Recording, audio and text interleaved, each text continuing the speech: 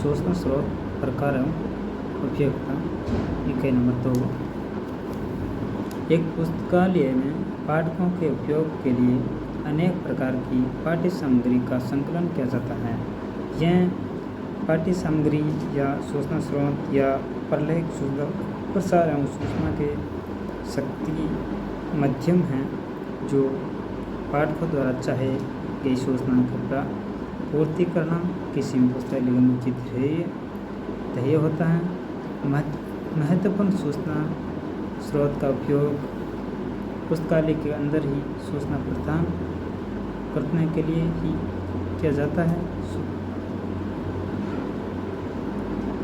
सूचना स्रोत ऐसे प्रलेख होते हैं जो तथ्यों, आंकड़ों, सूचनाओं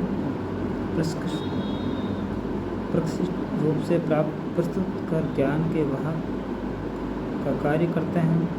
सूचना स्रोत का मुख्य 3 श्रेणियों प्राथमिक, द्वितीयक और तृतीयक में बांटा गया है। इस इकाई में आपको इन 3 प्रकार के सूचना स्रोत के बारे में जानकारी दी जाएगी। इकाई के अंत में सूचना स्रोत के कुछ उदाहरण नमूने दिए गए हैं जिससे कि आप इसके स्वरूप भली भांति परिचित हो सकें।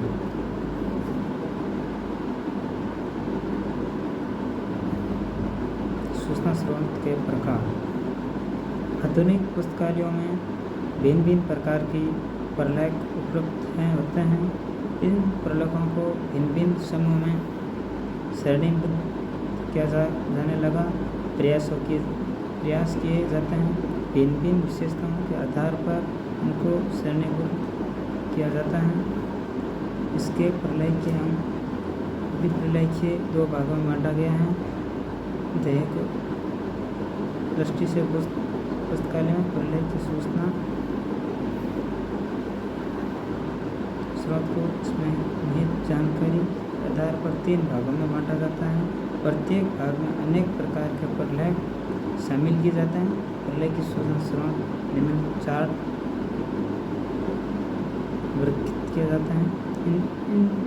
इन सब की विशेषता पर चर्चा इस प्रकार की कई हैं।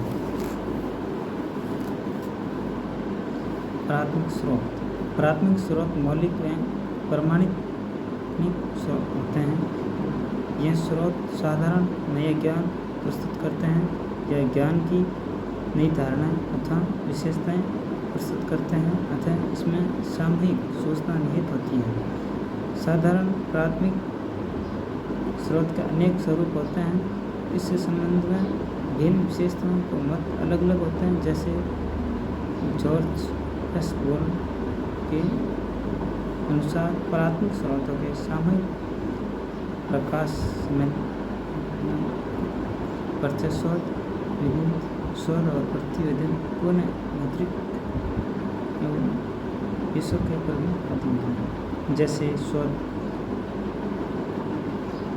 पत्रिका का आलेख, निबंध, प्रतिवेदन, शोध प्रबंध 100 आदि कुछ प्राथमिक स्रोत प्रकाशित नहीं किया जा सकता। जैसे प्रयोगशाला की डायरी या टिप्पणियाँ, आंतरिक प्रतिवेदन, बैठक की कार्रवाई, कंपनी की फाइलें, पत्र व्यवहार आदि। यह प्राथमिक स्रोत